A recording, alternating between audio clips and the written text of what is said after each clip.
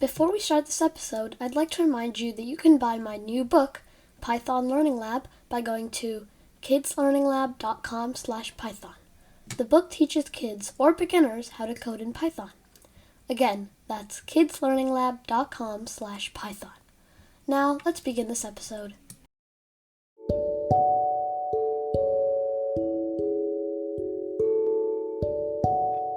Welcome to Kids Learning Lab, a learning podcast made just for kids.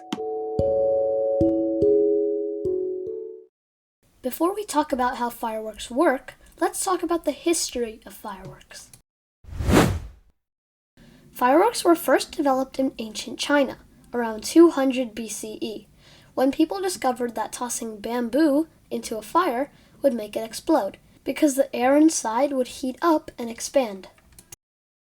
Later, around the 9th century, people in China created gunpowder, a mix of different chemicals, charcoal, and sulfur. They packed the powder into bamboo again, and this time it created a bigger and better explosion. Later, fireworks spread to different parts of the world like India, the Middle East, and Europe.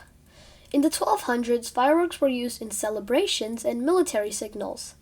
Scientists eventually figured out how to control the color of fireworks too. Now, what's actually inside a firework, and how does it work? Today's fireworks are engineered devices.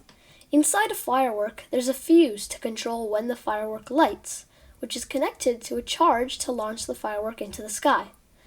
Next, a second fuse is connected to another charge in the center, which explodes small pellets inside the shell. These small pellets are called stars.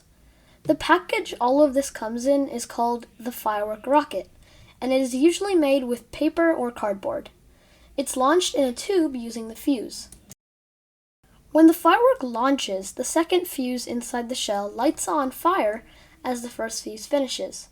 After some time, the fuse runs out and ignites the charge, exploding the stars into the sky.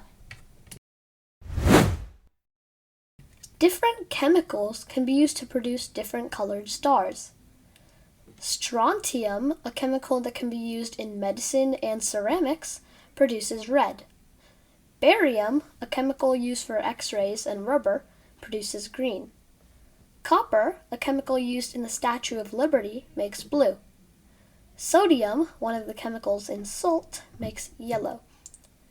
Calcium, an element in your bones and in milk, makes orange fireworks.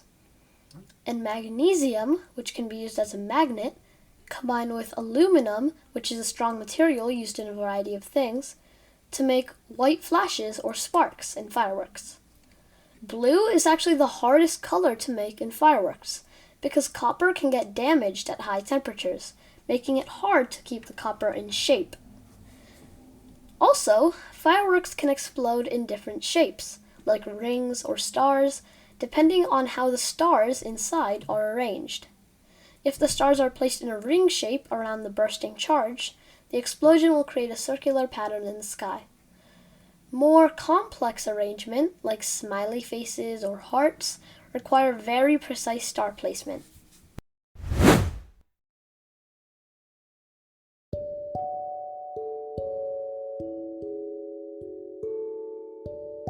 Thanks so much for listening to this episode of Kids Learning Lab.